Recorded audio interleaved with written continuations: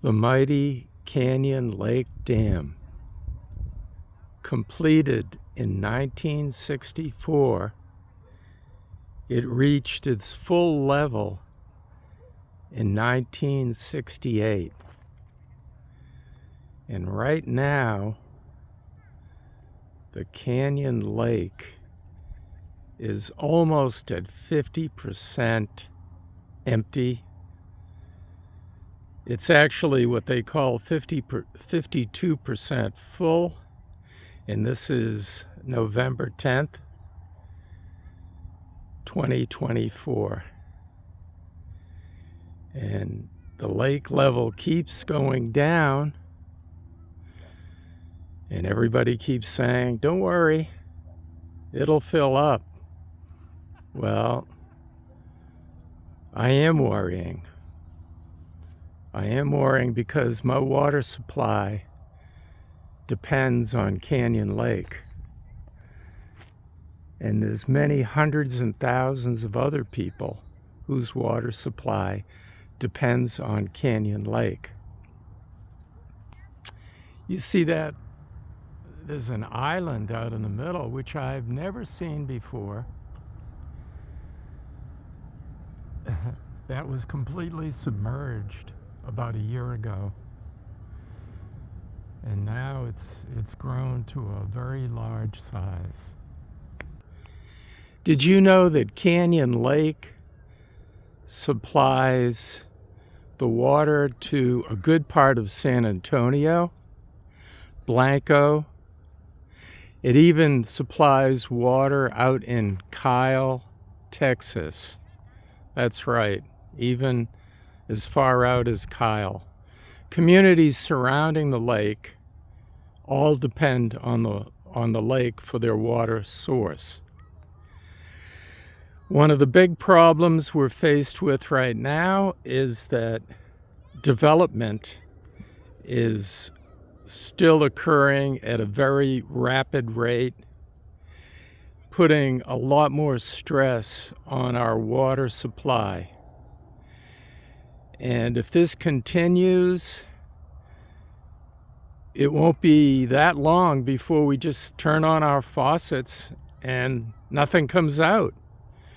This is a tragedy that can possibly happen much sooner than people anticipate. According to the Texas Water Company, that provides the water to most of the recipients, they say that the biggest drain on the water supply is irrigation. And that is irrigation, watering lawns, swimming pools, even agricultural irrigation. There are many demands placed on the lake. And so it is a valuable, extremely valuable resource.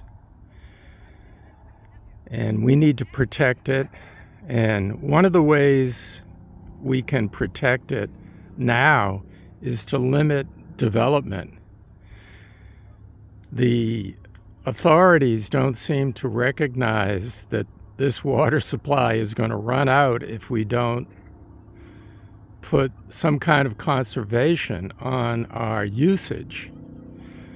Recently, the Texas Water Company lifted restriction number 4, drought restriction number 4, and reduced it down to number 3. And I see no purpose in that at all, because the lake level is at 52% and continuing to drop. So how can lifting water restrictions, how can that help the situation? The Texas Water Company is a publicly traded company on the New York Stock Exchange. It doesn't go under that name. I don't have the name right now, but it's under a corporate name. Again, the main thing is there's hundreds and thousands, if not millions of people that need this water in order to live and to keep our property values up.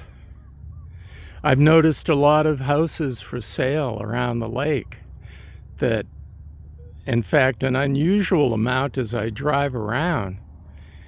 And, well, this can only be explained by one thing, and that is the people that live around the lake are afraid of the future.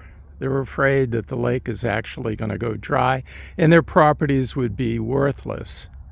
Who wants to spend millions of dollars to live on a lakeside home and then have nothing but a dust bowl in back of your house? I used to be able to walk to the water's edge along this part of the lake. But now the drop-off is below, at least 25 feet below where I used to be able to just get into the water. 20 to 25 feet below. Of course, there's many caves that have been exposed, but if you look at the shoreline, you can see that all along the shoreline, it's down a lot. It's down a lot, yes. And I imagine the algae buildup in the lake is probably quite a bit higher too.